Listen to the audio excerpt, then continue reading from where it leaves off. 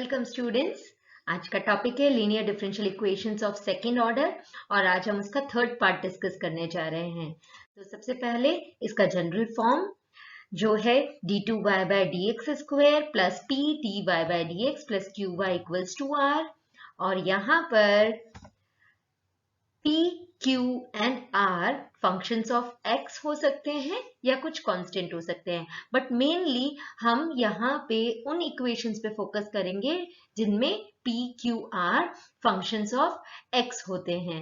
Okay, now आज जो हम टॉपिक डिस्कस करने जा रहे हैं, मैंने ऑलरेडी उस टॉपिक पे 2 वीडियोस बना रखे हैं, पार्ट 1 एंड पार्ट 2, जहां पे मैंने पहले ये क्लियर किया था कि डिफरेंट मेथड्स कौन से हैं second order linear differential equations को। तो ये सारे जो मेथड्स हैं वो मैंने ऑलरेडी मेरे पार्ट 1 के वीडियो में आपको ब्रीफ में बता दिए थे कि कैसे ये मेथड्स अप्लाई होते हैं। पार्ट 1 में हमने फर्स्ट मेथड डिस्कस किया था, पार्ट 2 में हमने सेकंड मेथड डिस्कस किया था, और आज पार्ट 3 में हम ये थर्ड मेथड डिस्कस करने जा रहे हैं। इसका नाम है by the change of the independent variable. Means जो आपको इक्वेशंस गिवन होंगी उनको सॉल्व करने के लिए हम इंडिपेंडेंट वेरिएबल को चेंज कर देंगे। इंडिपेंडेंट वेरिएबल को चेंज करने से इक्वेशन एक ऐसे फॉर्म में कन्वर्ट हो जाती है जिसको सॉल्व करना इजी होगा, क्योंकि हमें जो क्वेश्चन गिवन है वो बहुत ही कॉम्प्लिकेटेड डिफरेंशियल इक्वेशन होगी। तो उसमें इंडिपेंडेंट वेरिएबल को चेंज करके हम थोड़ी सिंप्लीफाइड इक्वेशन बना देंगे और फिर उसे इजीली सॉल्व कर लेंगे। Now let us discuss the method of solving this equation by changing the independent variable. यहाँ पे हमें P, Q, R को functions of x he consider करना है। यहाँ पे इन्हें constant नहीं लिया जा रहा है, ओके क्योंकि ये थोड़ी कॉम्प्लिकेटेड इक्वेशंस है जिनको हम change of independent variable method से सॉल्व करने की टेक्निक लर्न कर रहे हैं। तो यहाँ हम x को चेंज करेंगे z से। तो ये चेंज ऐसा नहीं है कि x के प्लेस पे z रख दिया, नो। जब हम x को z से चेंज कर रहे हैं या x को z पे शिफ्ट कर रहे हैं तो वहाँ पर z कोई फंक्शन होगा x का, वो हम फाइंड करेंगे कि z की क्या वैल्यू होगी। तो हम यहाँ डिफाइन कर रहे हैं कि z is equals to fx। अब डेफिनेटली जब आप इस इक्वेशन में x को z पे शिफ्ट कर रहे हैं तो यहाँ ये जो डेरिवेटिव्स हैं dy by D x and d2y by D x square वो भी चेंज हो जाएंगे। तो देखिए dy बाई डी एक्स हम लिख सकते हैं dy by D Z dz by D x, और इसी का अब हम सेकेंड डेरिवेटिव फाइंड करते हैं d2y by D x square. तो d by D x operate होगा dy by D Z dz by D x पर। अब यहाँ dy बाई डी जेड को फर्स्ट फंक्शन ले लीजिए, dz बाई डी एक्स को सेकेंड ले लीजिए। तो first second function like UV rule पर आपको डिफ्रेंशिएट करना है, यूवी रूल अप्लाई करना है। तो देखिए अब कैसे इसे करेंगे नेक्स्ट स्टेप में। यहाँ मैंने dy बाई डी जेड को फर्स्ट लिया, dz बाई डी एक्स को सेकेंड, तो d by D X of dy by D Z and dz by D X as it is हमने यहाँ लिख दिया है, plus dy by D Z को एज इट इज हमने यहाँ रख दिया और d by D X of dz by D X ये हमने यहाँ लिखा। Okay, so UV rule apply हो गया है यहाँ पे डिफ्रेंसिएशन का। अब देखिए नेक्स्ट स्टेप में यहाँ ये जो d बाई डी एक्स है उसे हमें फिर से d बाई डी जेड में ट्रांसफॉर्म करना है, शिफ्ट कर देना है। तो उसके लिए क्या करेंगे, देखिए ये जो यहाँ आउटसाइड ब्रैकेट में dz बाई डी एक्स है उसे मैंने एज इट इज यहाँ लिख दिया है। ओके ये dy बाई डी जेड जो है इसे भी यहाँ पे एज इट इज लिखा है, और ये d बाई डी एक्स जो है उसे हमने d by D Z and here we have dz by D X. इस तरह से x को हमने z पे शिफ्ट कर दिया है। ओके जैसा पहले किया था D Y by D Z by D x, तो यहाँ पर y था और यहाँ उसके प्लेस पे D Y by D Z आ गया है, तो D by D Z by D x, and this term as it is comes here. Okay, I hope आपको ये समझ में आ गया होगा कि कैसे हमने इसे x से z पे शिफ्ट किया है, और ये जो बाहर ब्रैकेट में D Z by D X है उसे एज इट इज यहाँ रखा है। ओके, अभी नेक्स्ट में देखिए ये D Y by D Z as it is है, and this can be written as D two Z by D X square. Okay, अभी देखिए नेक्स्ट स्टेप में यहाँ हम इसे और सिंप्लीफाई करते हैं, तो इसको ध्यान से देखिए, ये D Z by D X है, यहाँ पे भी D Z by D X है, तो ये दोनों कंबाइन होके बन जाएंगे D Z by D X whole square. Okay, and this one ये बन जाएगा D two Y by D Z square जो यहाँ लिखा है। सो हमें मिल जाता है D two Y by D Z square D Z by D X whole square plus D Y by D Z D two Z by D x square. Means हमें D Y by D X की value मिल गई है, D two Y by D x square की value मिल गई है। अब ये दोनों वैल्यूज़ हम इक्वेशन नंबर 1 में सब्स्टिट्यूट करते हैं, तो हमें न्यू इक्वेशन मिलेगी। मैंने ये वैल्यूज़ इक्वेशन नंबर 1 में सब्स्टिट्यूट कर दिया यहाँ पे, तो देखिए ये D two Y by D x square की वैल्यू है, D two Y by D Z square D Z by D X the whole square plus D Y by D Z D two Z by D x square, and plus P D Y by D X की value जो हमें मिली थी वो है D Y by D Z by D x plus Q Y equals to R. Okay, अब यदि हम इस इक्वेशन को एक स्टैंडर्ड फॉर्मेट में लिखना चाहते हैं, मीन स्टैंडर्ड फॉर्मेट क्या होता है, जहाँ पे D two Y by D Z square जो अब न्यू हमारे यहाँ पे डेरिवेटिव मिल गया है हमें, उसका कोफिशिएंट 1 होना चाहिए।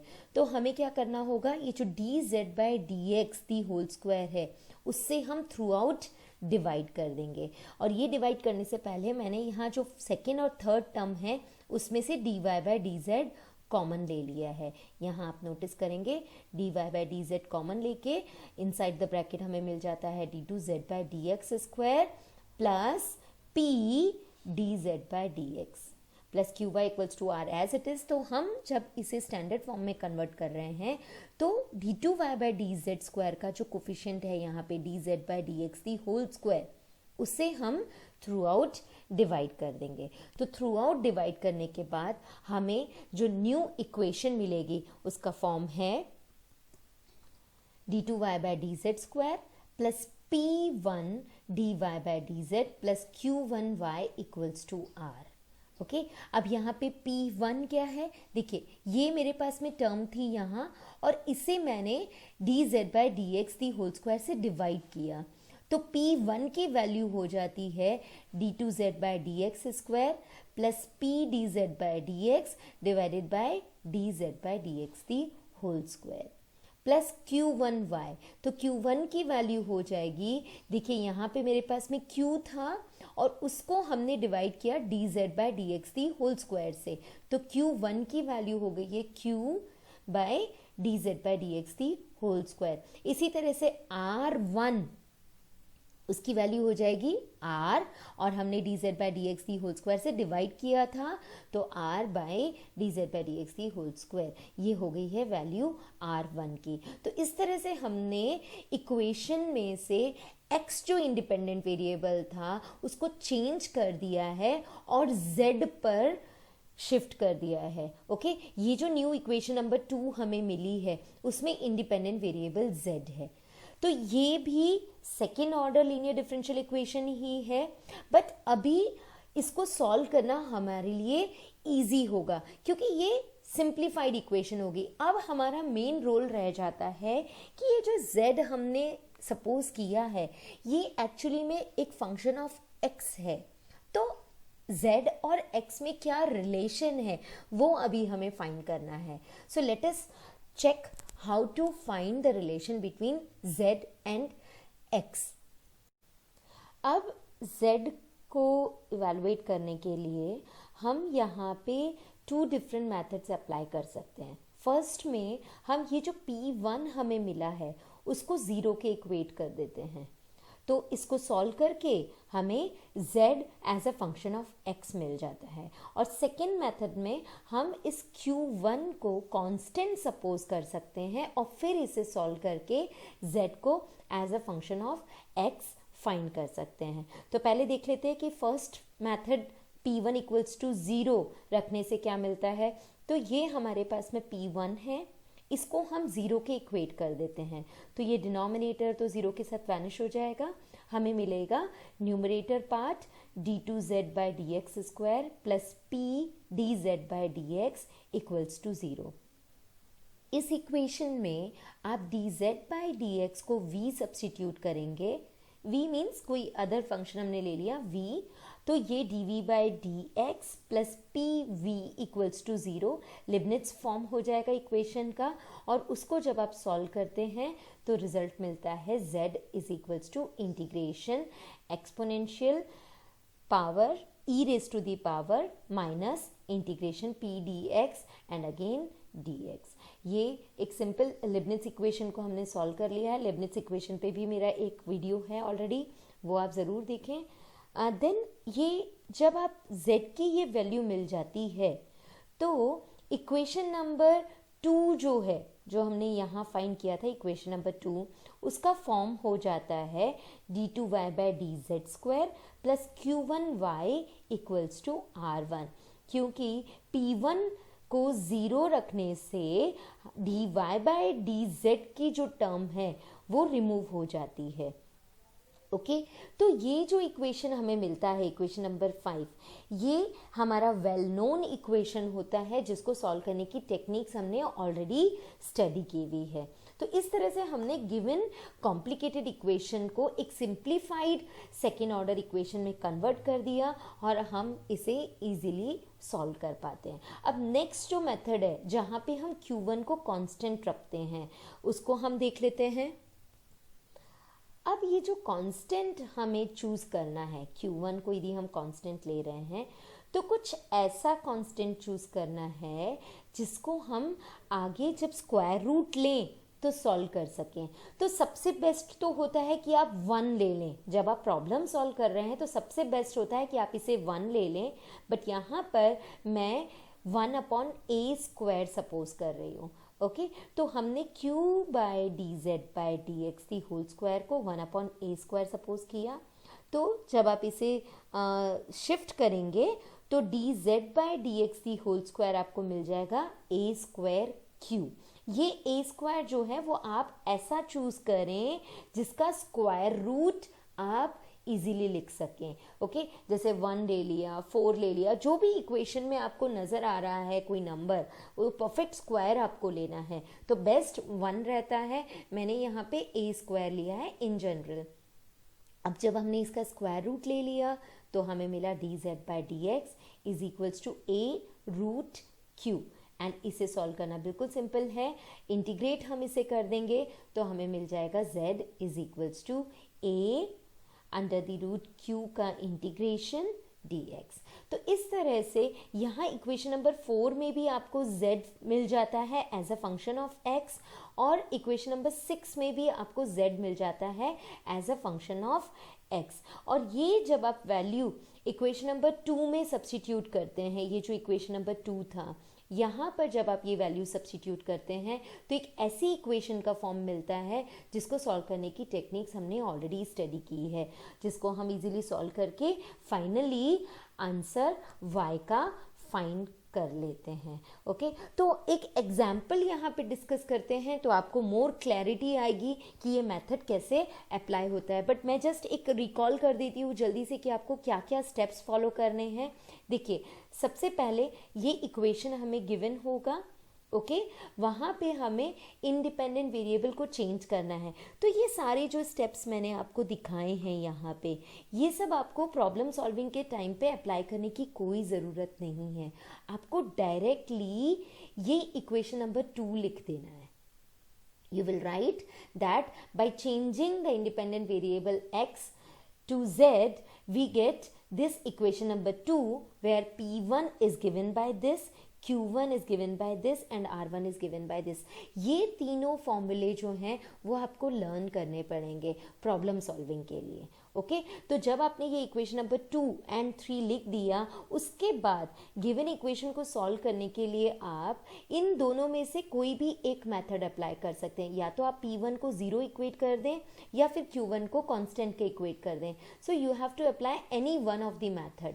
आप ये मेथड अप्लाई करके z की वैल्यू फाइंड करेंगे as a function of x, और जब ये वैल्यू यहाँ रखी जाएगी तो इक्वेशन नंबर 2 का सोल्यूशन आपको y का in terms of x मिल जाएगा. So let us see one example. Okay students, so here is our example. 1 plus x square the whole square d2y by dx square plus 2x 1 plus x square dy by dx plus 4y equals to 0. और इस example को हम solve करेंगे by change of independent variable. तो सबसे पहले हम इसे स्टैंडर्ड फॉर्मेट में लिखते हैं. स्टैंडर्ड फॉर्म मतलब d2y by dx स्क्वायर का जो कोफिशिएंट है वो 1 होना चाहिए. मीन्स हम 1 plus x square the whole square से पूरे इक्वेशन को डिवाइड कर देंगे. तो हमें इक्वेशन मिलेगा, तो मैंने इसे थ्रू आउट डिवाइड कर दिया है. और यहाँ पे जो 2x 1 प्लस एक्स स्क्वायर था वो इसके पावर से कैंसिल होके हमें मिल जाता है 2x upon 1 plus x square.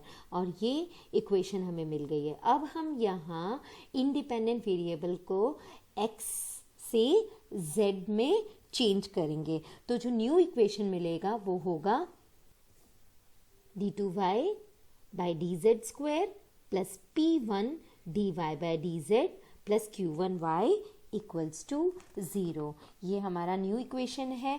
और यहाँ पर p1 q1 की वैल्यूज़ साथ ही साथ r1 की वैल्यूज़ हम सेम वैसे ही लिखेंगे जैसा मैंने अभी ऊपर फॉर्मूला में आपको बताया था. तो हम p1 q1 की वैल्यूज़ लिख देते हैं. r1 तो यहाँ पर 0 ही होगा,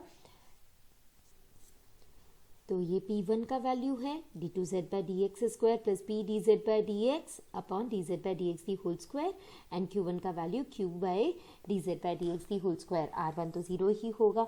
अब यहाँ हमारे पास 2 मेथड्स है. मैं इस एग्जाम्पल में आपको दोनों ही मेथड अप्लाई करना सिखा रही हूँ.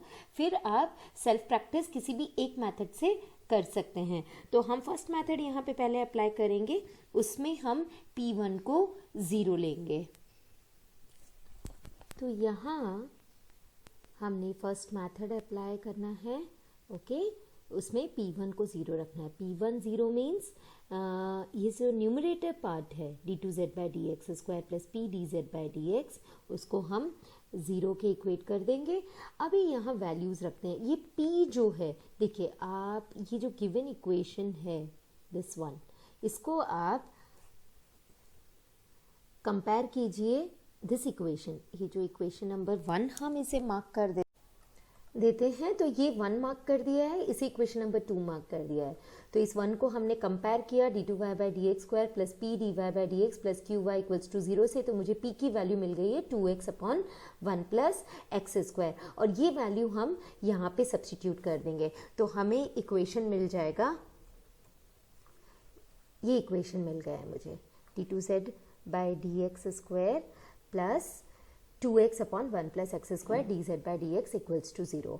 अब ये इक्वेशन यदि आप प्रॉपर मेथड से सॉल्व करना चाहें तो यहाँ पे D Z by D x को v सब्सटीट्यूट करना होगा, तो ये d v by D x हो जाएगा. फिर ये लिबनिट्ज फॉर्म में आ जाने से आपको इंटीग्रेटिंग फैक्टर फाइंड करके पूरा सॉल्व करना होगा. बट क्योंकि मैंने यहाँ पे ऑलरेडी आपको पूरा टेक्निक एक्सप्लेन किया है, तो हम ये डायरेक्ट फॉर्मूला यूज़ कर सकते हैं, जो है z is equals to integration e raise to the power minus integration p d x and d x. तो बस अब यहाँ पे आप p की वैल्यू रख के सॉल्व कर लीजिए. ये कोई डिफ़िकल्ट काम नहीं है. हम देखिए इसको सॉल्व करते हैं. देखिए मैंने ये वैल्यू यहाँ रखी है p की. अब जब आप इसे इंटीग्रेट करेंगे तो देखिए डिनोमिनेटर में 1 प्लस एक्स स्क्वायर है, उसका डिफ्रेंसिएशन न्यूमरेटर में 2x है. So integration of F dash x upon F x होता है लॉग एफ एक्स. वो हम यहाँ अप्लाई कर देंगे, तो मिलेगा exponential minus log 1 plus x square, और उसका अब हमें इंटीग्रेशन करना है। तो पहले इसे सिंप्लीफाई कर देते हैं, क्योंकि ये नेगेटिव है तो हम यहाँ 1/1 प्लस एक्स स्क्वायर लिख सकते हैं, और एक्सपोनेंशियल की पावर में लॉग है, तो फाइनली आपको मिल जाएगा integration of 1/1 plus x square. Okay, तो ये मिल जाता है integration of 1/1 plus x square dx। हम जानते हैं अच्छी तरह से, इसकी वैल्यू होती है tan इनवर्स x। ओके, तो फाइनली आपको z की वैल्यू मिल गई है tan inverse x, mean z हमने as a function of x find कर लिया है। ओके, ये मेथड 1 से हमने z की वैल्यू फाइंड कर ली। अब यहाँ से हम q1 फाइंड करते हैं। ओके, देखिए Q1 यदि हम फाइंड करें इसकी हेल्प से तो मिलेगा, देखिए Q1 का जो फॉर्मूला है वो है Q/dz/dx दी होल स्क्वायर। अब यहाँ पे ये जो Q की वैल्यू है वो अगेन हमें इक्वेशन नंबर 1 से मिलेगी। ये हमारा इक्वेशन नंबर 1 है, तो Q की वैल्यू है हमारे पास 4/1 plus x square the whole square, और dz/dx की वैल्यू हमें यहाँ से मिल जाएगी। आप इसे डिफ्रेंशिएट करें तो dz/dx की वैल्यू आपको मिल जाएगी 1/1 प्लस एक्स स्क्वायर। ओके, तो ये दोनों वैल्यूज़ हम यहाँ रख देते हैं। मैंने Q और dz/dx दी होल स्क्वायर का वैल्यू यहाँ रख दिया, और जब आप इसे सिंप्लीफाई करेंगे तो आपको रिजल्ट मिलेगा कांस्टेंट 4। ओके, ये डिनोमिनेटर और ये टर्म कैंसिल हो जाएंगे और आपको सिर्फ 4 मिलेगा। तो आपने देखा कि जब हमने P1 को 0 के इक्वेट किया तो हमें ये z और x में रिलेशन मिल गया, और इस रिलेशन की हेल्प से यहाँ पे dz/dx हमने कैलकुलेट करके यहाँ पे वैल्यू रख दी, और इस रिलेशन की हेल्प से जब Q1 कैलकुलेट किया तो हमें कांस्टेंट 4 मिल गया। ऐसा ही जब आप सेकेंड मेथड अप्लाई करेंगे, जब आप Q1 को कांस्टेंट एज्यूम करेंगे और फिर वहाँ से जो z की वैल्यू आएगी उसकी हेल्प से जब P1 फाइंड करेंगे तो उसकी वैल्यू ऑटोमेटिकली 0 हो जाएगा। यही इस मेथड की ब्यूटी है, ये दोनों वैल्यूज़ इंटर रिलेटेड ही होती हैं। अब हमें जो P1 की वैल्यू हमने जो 0 सपोज की है और Q1 की वैल्यू जो हमें यहाँ मिल गई है, ये सभी वैल्यूज़ हम यहाँ पर इक्वेशन नंबर 2 में सब्स्टिट्यूट कर देते हैं और फिर उसे सॉल्व करते हैं। तो देखिए ये रिजल्ट मिलेगा। मैंने वैल्यू सब्स्टिट्यूट कर दी, P1 0 कर दिया तो dy/dx की टर्म रिमूव हो गई है यहाँ से, और Q1 की वैल्यू हमने यहाँ 4 रख दी। तो ये जो इक्वेशन मुझे मिल गया है ये लीनियर इक्वेशन है विथ कांस्टेंट कोफिशिएंट्स। इसको सॉल्व करना आपने सीखा है, मैंने बहुत पहले एक वीडियो बनाया था how to solve linear differential equation with constant coefficients. तो यहाँ पे हम सबसे पहले ऑक्सिलरी इक्वेशन लिखते हैं। तो ऑक्सिलरी इक्वेशन हमारी बनती है m² + 4 = 0। तो m की वैल्यू आ जाती है हमारे पास में ±2 आयोटा, और ये हमें रिजल्ट देगा जो यहाँ से कॉम्प्लीमेंट्री फंक्शन मिलता है, या क्योंकि राइट हैंड साइड तो 0 है तो आप इसको डायरेक्टली y की वैल्यू में भी लिख सकते हैं। सो यहाँ से आपको रिजल्ट मिलता है y = C1 cos, क्योंकि हमें वैल्यू ±2 आयोटा मिली है तो हमारी वैल्यू हो जाएगी C1 cos 2z + C2 sin 2z। ये एक इम्पॉर्टेंट पॉइंट है, यहाँ पे मैक्सिमम स्टूडेंट्स मिस्टेक कर देते हैं। आपको ध्यान रखना है कि ये जो इक्वेशन है इसमें इंडिपेंडेंट वेरिएबल z है, तो अभी हमारा ये रिजल्ट z में ही आया है। ध्यान से देखिए, यहाँ m की वैल्यू ±2 आयोटा आई थी, तो ये कभी जल्दी में ना करें कि आप x लिख दें। यहाँ पे जो इंडिपेंडेंट वेरिएबल z है तो आपको ये कॉम्प्लीमेंट्री फंक्शन, या आप इसका कंप्लीट सॉल्यूशन ही कह दें, वो z में ही मिलेगा। फाइनली आप यहाँ पर z की वैल्यू जो हमें मिली थी tan इनवर्स x सब्स्टिट्यूट करेंगे तो आपको फाइनल आंसर मिलेगा। तो हम यहाँ पे z की वैल्यू सब्स्टिट्यूट कर देते हैं। y is equals to c1 cos 2 tan inverse x plus c2 sin 2 tan inverse x. This is the final solution of our equation. But ये मैंने मेथड 1 किया है. अब हम सेकेंड मेथड से भी इसको सॉल्व करते हैं. सेकेंड मेथड में जैसा मैंने बताया था, आपको Q1 को कांस्टेंट सपोज करना है और फिर आपको P1 फाइंड करना है. तो चलिए वो भी कर लेते हैं हम यहाँ पर. तो अभी यहाँ सेकेंड मेथड में हमको Q1 कांस्टेंट लेना है. मैंने यहाँ उसे 1 सपोज कर लिया है और Q1 का जो वैल्यू है वो तो हमें पता ही है. हम फॉर्मूला से डायरेक्टली लिखते हैं Q1 is equals to Q upon dz by dx the whole square. और Q की वैल्यू जो इक्वेशन नंबर 1 है वहाँ से हम कंपेयर करके लिख सकते हैं 4 upon 1 plus x square the whole square. और dz बाई dx जो है वो एज इट इज़ रहेगा यहाँ पे, और इसे हमने 1 सपोज कर लिया है. ओके, तो जब आप इसे क्रॉस मल्टीप्लाई करके लिखते हैं तो आपके पास वैल्यू आएगी dz by dx the whole square is equals to 4 upon 1 plus x square the whole square. और जब आप यहाँ पे इसका अंडर रूट ले लेंगे, both the sides taking square root, तो आपको मिल जाएगा dz by dx is equals to 2 upon 1 plus x square. Okay, और इसे जब आप इंटीग्रेट करेंगे तो वैल्यू मिल जाएगी z is equals to 2 tan inverse x. तो यहाँ से हमें z की वैल्यू मिल गई है 2 tan इनवर्स x.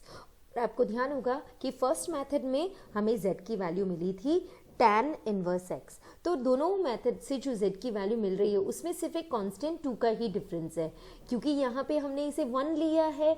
यदि हमने इसको 4 ले लिया होता तो ये कैंसिल हो जाता और हमें tan इनवर्स x ही मिल जाता. सो ये कांस्टेंट की चॉइस पे डिपेंड करेगा, but it doesn't make any big difference in the solution. आप देखेंगे कि एट द एंड दोनों ही मेथड से जो फाइनल रिजल्ट होगा वो सेम ही आएगा.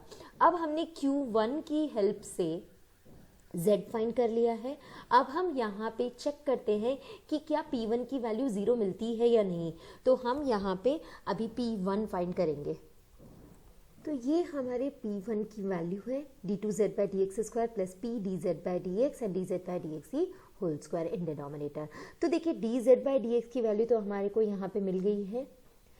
ओके, p की वैल्यू हम इक्वेशन नंबर 1 से लिख सकते हैं. d2z बाई dx स्क्वायर मुझे फाइंड करना पड़ेगा. तो इस इक्वेशन से आप यहाँ पे d2z by dx square calculate करेंगे. तो देखिए हमें मिलेगा, मैंने d2z बाई dx स्क्वायर की वैल्यू फाइंड की. देखिए यहाँ पे 2 एज इट इज़ कॉन्स्टेंट रहेगा and 1 upon 1 plus x square का जब हम डिफ्रेंसिएशन करेंगे तो -1 upon 1 plus x square the whole square and further chain rule से 1 प्लस एक्स स्क्वायर का डिफ्रेंसिएशन है 2x.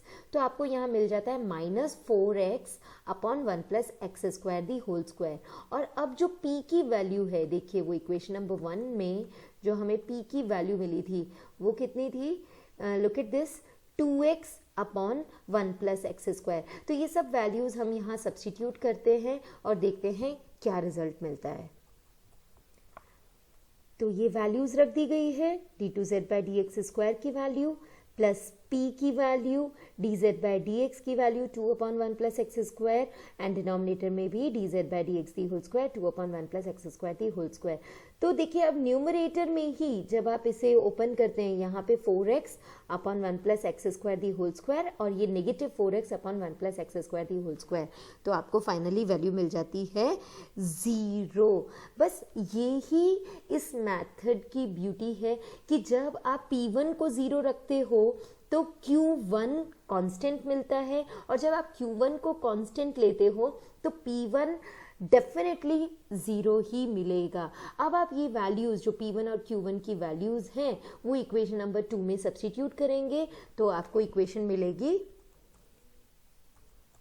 d2y by dz square plus y equals to 0. क्योंकि P1 0 मिला है तो dy बाई dx यहाँ से रिमूव हो जाएगा और Q1 1 है, सो ये हमें इक्वेशन मिल गई है। अब अगेन ये बहुत ही well known second order differential equation है जिसमें कोफिशिएंट्स जो हैं वो कॉन्स्टेंट्स हैं, तो हम इसका ऑक्सिलरी इक्वेशन लिखेंगे m² + 1 ऑक्सिलरी इक्वेशन होगा, तो यहाँ से m की वैल्यू प्लस माइनस आयोटा मिलेगी और फिर इस इक्वेशन का जो कॉम्प्लीमेंट्री फंक्शन है वो हो जाएगा y = c1 cos z + c2 sin z, और z की ये जो वैल्यू है 2 tan इनवर्स x वो आप यहाँ पे अब रख देंगे।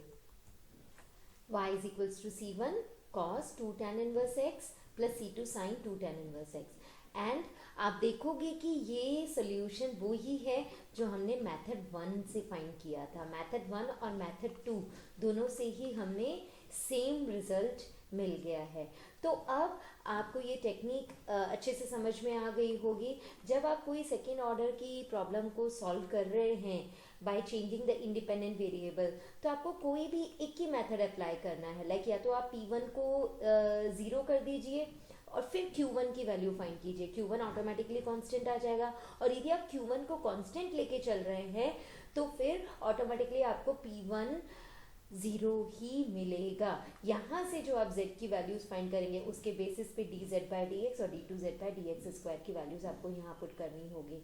तो इस तरह से ये पूरी टेक्निक वर्क करती है, और आगे के वीडियोस में हम मोर टेक्निक्स स्टडी करेंगे second order linear differential equations को सॉल्व करने की। सो स्टूडेंट्स, बस आज के लिए इतना ही। Keep studying and keep learning. That's all for today. Have a nice day. Goodbye.